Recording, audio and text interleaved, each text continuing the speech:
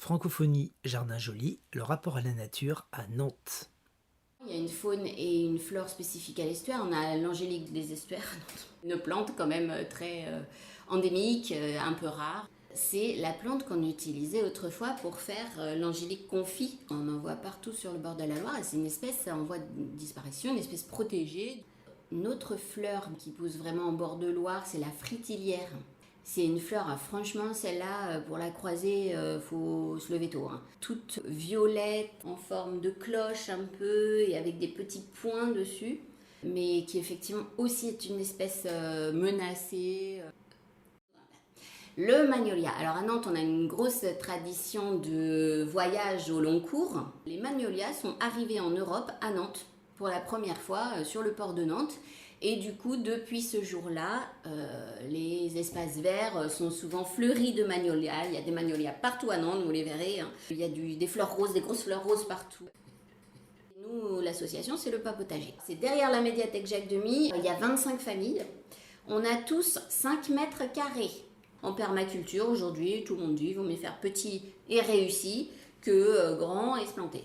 Et on fait pousser, franchement, plein de trucs. Tout ce qu'on peut trouver voilà, en légumes primeurs, maraîchers. On a aussi plein d'espaces en commun. Donc on a des mûres, on a des framboises, on a des cassis.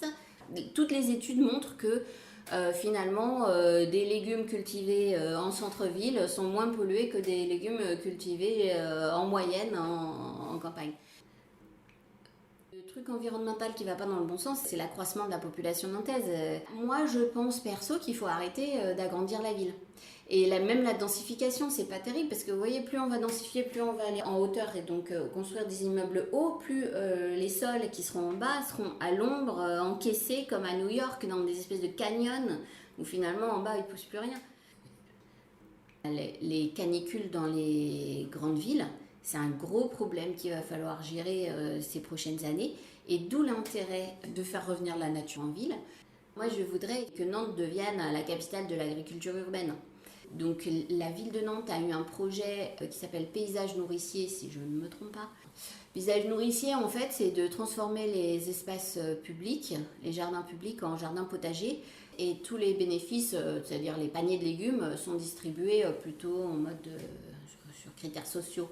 La ville de Nantes a réussi à installer Cour Cambronne à la place des plates-bandes de rosiers avec la petite bordure en buis, des potagers. Et ben moi, je trouve ça très bien. Ma résolution 2022, c'est de ne plus aller à la jardinerie. C'est-à-dire de me dire que moi, je vais aller acheter une fleur dans un magasin de fleurs qui a été produit aux Pays-Bas, mis sous plastique, mis sous perf de produits chimiques. Et donc moi, je pense que le vivant, il ne s'achète pas et il ne se produit pas dans ces conditions-là.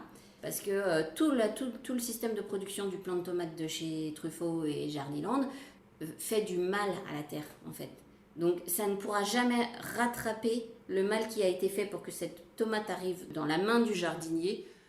Moi, j'ai la chance de faire partie d'un jardin qui comprend 25 familles.